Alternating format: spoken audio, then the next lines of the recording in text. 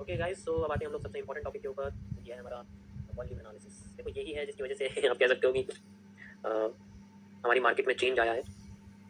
This is one of the most complex structural analysis topic जो market के सारे structure को सॉल्व करने में हेल्प करेगा, which is known as the volume analysis.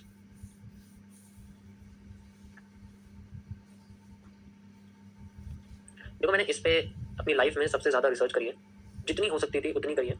और अभी मैं इसको सिर्फ इंट्रोडक्शन इसका दे रहा हूँ आपको।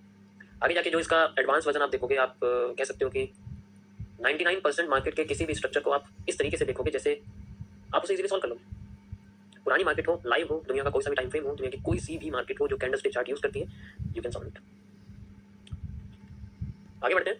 तो वॉल्यूम एनालिसिस के पहले मैं आपको ये बताना चाहूंगा कि वॉल्यूम क्या है, व्हाट इज दिस वॉल्यूम, इसका मतलब क्या होता है।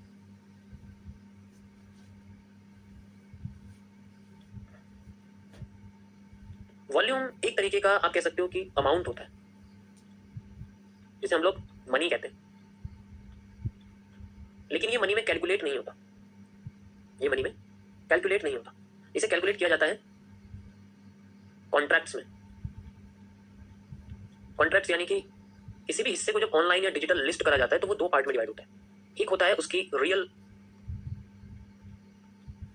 फिजिकल प्रॉपर्टी से रिलेटेड, दूसरा होता है उसका डेरिवेटिव। देखो जो 70% मार्केट है, रिटेल मार्केट जो होती है रेदर देन स्टॉक मार्केट, वो डेरिवेटिव पे चलती है। मतलब हम लोग किसी के बिहाफ पे, हम लोग इसके बिहाफ पे एक डिजिटल एसेट जो है, जैसे रियल फिजिकल प्रॉपर्टी का मतलब है जैसे मैं आपसे कहता हूँ लाइक गोल्ड, तो जो आपके पास गोल्ड है वो रियल वैल्यू में, वो फिजिकल सिक्कों में है, बिस्किट्स में है। और वहां पर किलो के हिसाब से अमाउंट नहीं होता, वहां बिस्किट्स के हिसाब से अमाउंट होता है, क्योंकि बिस्किट्स में एक फिक्स वैल्यू होती है जो यूनिवर्सली एक्सेप्टेड। अगर मैं आपसे बोलता हूँ कि आप ये लो, ये 1 सेंटीमीटर का मैंने कपड़ा दिया, आपसे बोला कि ये 1 सेंटीमीटर है, और आप किसी भी दुनिया के किसी भी हिस्से में जाकर ये बोलते हो कि ये मुझे 1 सेंटीमीटर का बोला, आप इतना जो है ये हिस्सा बना के दे दो, कोई भी। मैं आपसे कहता हूँ चलो एक कागज है, और मैं आपसे कहता हूँ कि आपको क्या करना है, ये कागज ले जाओ और दुनिया में जाके किसी भी हिस्से में जाके बोलना कि आप 1 सेंटीमीटर का हिस्सा इसमें से काट दो। आप दुनिया के किसी भी कंट्री में किसी भी हिस्से में चले जाओ, आपको वो उतने ही सेम साइज का काट के देंगे, क्योंकि जो सेंटीमीटर है वो यूनिवर्सली एक्सेप्टेड, वो साइज सब जगह सेम होगा। ऐसा ही गोल्ड्स के साथ होता है, ऐसा ही रियल फिजिकल प्रॉपर्टीज के साथ होता है। जिस चीज का शेयर हमने लिया है उसकी एक फिक्स साइज होता है, उसकी फिक्स वैल्यू तो नहीं होती, लेकिन उसके डेरिवेटिव जो होता है वो अलग। डेरिवेटिव एक अलग चीज होती है, अब उसके बिहाफ पे कोई चीज है। अब जो ये डिजिटल एसेट है, इसका एक प्राइस घूमता है जिसे हम लोग डेरिवेटिव कहते हैं। वो प्राइस होता है डेरिवेटिव, इस गोल्ड का जो प्राइस होता है। हम उस पर ट्रेड करते हैं, उसे होल्ड नहीं करा जा सकता, उस पर ट्रेड करी जा सकती है। और ट्रेड में ऐसा होता है कि हम उसे खरीद सकते हैं, बेच सकते हैं, यानी कि हम उसे खरीद के ऊपर जाके बेच सकते हैं, ऊपर से शॉर्ट भी कर सकते हैं, वो सारी चीजें हम लोग कर सकते हैं। लेकिन फिजिकल प्रॉपर्टीज के साथ ऐसा नहीं होता, हम उसे शॉर्ट नहीं कर सकते। हम तो या तो उसे खरीद सकते हैं, या तो वो हमारे पास होगी या वो हमारे पास नहीं होगी, दैट्स इट। इसका मतलब कुछ है नहीं उसके अंदर। तो यहाँ पर जो वॉल्यूम होता है, जो चीज मैंने आपको बताया, जो रियल फिजिकल प्रॉपर्टी होती है, वो या तो होती है या नहीं होती है। तो ऐसे में सिर्फ एक ही तरीके का वॉल्यूम जनरेट होता है, जिसे मैं बोलता हूँ होल्डिंग वॉल्यूम। मेरे पास मान लीजिए पैसा है 1 करोड़, मेरे पास अभी जमीन नहीं है और मैं एक खाली सी जगह पर खड़ा हूँ, तो मेरे पास एक्चुअली होल्डिंग कुछ नहीं है। फिजिकल प्रॉपर्टी टाइप, फिजिकल ऐसी कोई चीज टाइप जो मेरे को लगे कि मैं होल्डिंग्स है मेरे पास, money is not a holding. अब मैंने वो पैसे की जमीन ले ली, now it's become a holding. वहां अगर मैंने किसी जंगल में जाके कोई जमीन ली है, तो मेरे आसपास सारे लोग आ जाएंगे रहने के लिए, just because gold is famous, just because I am so famous. तो मेरे साथ रहने के लिए या मेरे जैसी चीज को लेने के लिए, गोल्ड को लेने के लिए लोग भागेंगे लेने के लिए। So the trust is only in the holding volume. अगर है तो ट्रस्ट है, अगर नहीं है तो ट्रस्ट नहीं है। The candle body is the holding volume, the candle wick is nothing. कोई चीज ली और बेच दी, दैट्स इट। इसलिए हम उसको फेक जोन कहते हैं। कैंडल की विक ही आपकी फेक जोन है, कैंडल की बॉडी ही आपका होल्डिंग वॉल्यूम। जितनी बड़ी बॉडी होगी उतना बड़ा होल्डिंग, जितनी बड़ी बॉडी होगी उतना बड़ा volume. So the candle body is the holding volume. The candle wicks are nothing, कुछ भी नहीं होते उसके लोग। अगर मेरे सामने कोई ऐसी कैंडल बनेगी तो मैं उस पर ध्यान नहीं दूंगा, क्योंकि उसके पास बॉडी नहीं है, उसके पास होल्डिंग्स नहीं है, वो सारी चीजें बेच चुका है। जो उसके पास बचा है वो सिर्फ इतना है, ये दिख रहा है। और जो नहीं दिख रहा है, जो बेचा या खरीदा जा रहा है, वो बहुत बड़े अमाउंट में बेचा गया, वो इसी के अंदर घूमता जा रहा है, घूमता जा रहा है, घूमता जा रहा है। मतलब मैंने कोई चीज खरीदी, बेची, खरीदी, बेची, खरीदी, बेची, खरीदी, बेची, लेकिन होल्ड नहीं करा उसको मैंने उसको खरीदा बेचा करता रहा, और उसका डेरिवेटिव ही करता रहा मैं हमेशा। वो चीज मेरे पास कभी आई नहीं। तो ऐसे केस में जनरेट होती है ट्रेडिंग वॉल्यूम, क्योंकि मैं उसको ट्रेड कर रहा हूँ। तो जब मैं उसको ट्रेड कर रहा हूँ तो यहाँ पर खरीदा बेचा, खरीदा बेचा, खरीदा बेचा, खरीदा बेचा, खरीदा बेचा, ऐसे होता रहेगा। और जब जैसा होगा और एकदम से मैंने थोड़ा ज्यादा खरीद लिया, तो मेरे को ग्रीन हिस्सा दिखेगा, it means I have a holding, that makes a hammer. तो इसमें होल्डिंग वॉल्यूम जो होगा वो सिर्फ इतना होगा। जैसे मान लीजिए इस हैमर का साइज मैं आपसे कहता हूँ कि 100 पॉइंट्स का है, इसमें से सिर्फ 20 पॉइंट्स की बॉडी है, तो मेरे पास होल्डिंग सिर्फ 20 पॉइंट्स की है, बाकी का 80% मैंने खरीदा बेचा करा है। अभी जो 80 पॉइंट्स हैं ये बेसिकली सीधे नहीं है, किसी हो सकता है इसमें मैंने 10 बार बाई करी हो फिर 10 बार सेल करी, तो ऐसे करते करते 10 बार मेरा बाई भी होगी सेल भी होगी, तो 10 को मैं 80 से मल्टीप्लाई कर दूंगा, मेरे पास 800 पॉइंट का मैंने वॉल्यूम जनरेट करा सिर्फ बाई सेल में, ट्रेडिंग वॉल्यूम जैसे हम लोग बोलते हैं। लेकिन होल्डिंग वॉल्यूम कितना है इसके अंदर? सिर्फ 20 पॉइंट। तो उसके अंदर ट्रस्ट नहीं है ना, क्योंकि मैं इस हिस्से को बार बार खरीद बेच रहा हूँ, मैं इसमें होल्ड नहीं कर रहा हूँ। तो अगर मैं इससे को होल्ड करूँ तो लोग भी होल्ड करेंगे, और होल्डिंग क्रिएट्स ए ट्रेंड। जब मैं होल्ड करूँ तो आगे के लोग भी ट्रेंड होल्ड करेंगे, लाइक दिस। अगर मैं होल्ड कर रहा हूँ तो आगे के लोग भी होल्ड करेंगे और होल्ड करेंगे और होल्ड करेंगे, करते जाएंगे करते जाएंगे करते जाएंगे, जब तक कोई बहुत बड़े अमाउंट में बेच ना दे। और जब ऐसा करेगा तो मार्केट में बनेगी engulfing. Engulfing creates a very high amount of short positions, जो कि मेरी एग्जिस्टिंग एरिया को ब्रेक करते हैं। But it requires a zone, किसी अच्छी जगह पर बेचने वाले का ही साथ दिया जाता है, और ऐसी अच्छी जगह को हम लोग बोलते हैं की जोन्स।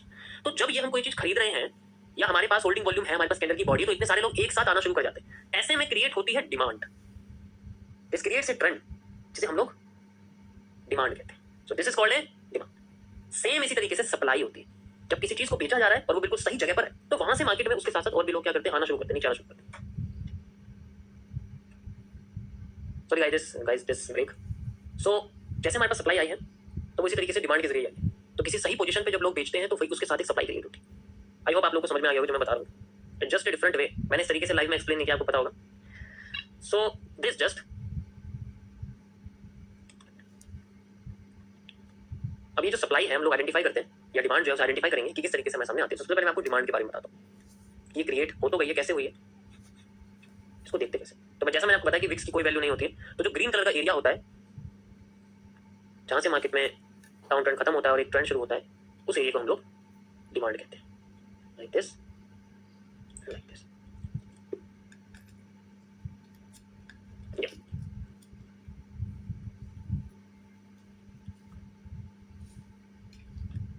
ये पूरा हमारा डिमांड हो सकता है, इसके अंदर कुछ रेड कैंडल्स भी हो, लेकिन हमें इससे कोई मतलब नहीं। हमें अपने प्रीवियस एरिया को देखना है, हमें अपने प्रीवियस जोन को देखना है, और वहां से जो क्रिएट होती है उसे हम लोग डिमांड कहते हैं। This up trend, this is bullish area, is called the demand.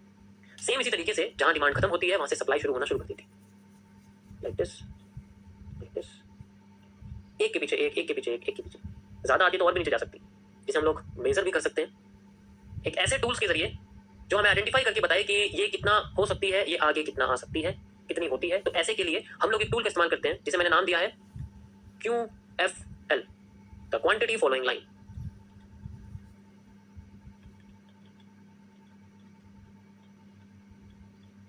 This quantity following line can measure, यानी कि वो अपनी बॉडी से बॉडी तक का एरिया, जैसे यहाँ से मैं आपसे बोलता हूँ यहाँ तक का एरिया वो मेजर कर सकती है। लाइक दिस, दोबारा से करता हूँ थोड़ा सा। जैसे मैं डिमांड को आपको मेजर कर रहा हूँ, तो डिमांड की जो ओपनिंग है, डिमांड की जो क्लोजिंग है, उस एरिया तक का मैं एक लाइन मेजर करता हूँ, and this line is known as the QFL। अब मेरे पास ये डिमांड आ गई है, this is called the demand, और फिर बाद में मैं इसको आगे यूज कर सकता हूँ मार्केट में आने वाले मूव को फाइंड आउट करने। इसी तरीके से सप्लाई में भी मैं ओपनिंग से क्लोजिंग तक का एरिया मेजर करता हूँ, and I will find A QFL, quantity following line. मैं आपको कुछ मेजर करके दिखाता हूँ कैसे इसको मेजर करते हैं। Like this. सो ये लाइन होती है, हम इसको ओपनिंग से और क्लोजिंग तक का एरिया देख लेते हैं, एंड देन ये हमारे सामने QFL बनती है। इसमें आप ऐसे QFL लिख सकते हो, और इसका जो टेक्स्ट है उसे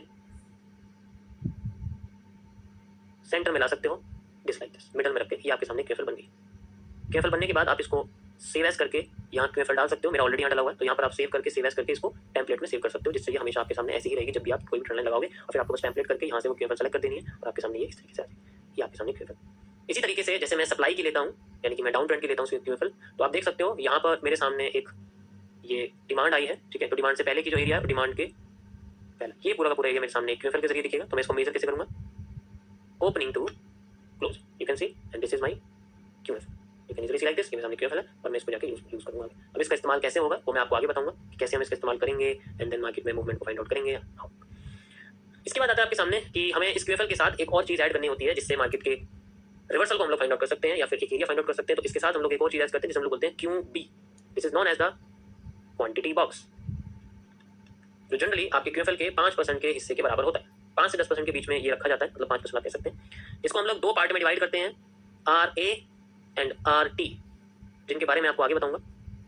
तो ये करीब आपके QFL के बिल्कुल एंड में लगता है। इस तरीके से एक बॉक्स को हम लोग लगा देते हैं, तो ये एक L टाइप गोल्फ के बैट की तरह आपको दिखाई देता है। जो गोल्फ का बैट होता है आपने देखा होगा, तो उसके बैट की तरह दिखाई देता है, एंड देन इसी जगह से हम लोग रिवर्सल फाइंड आउट करते हैं।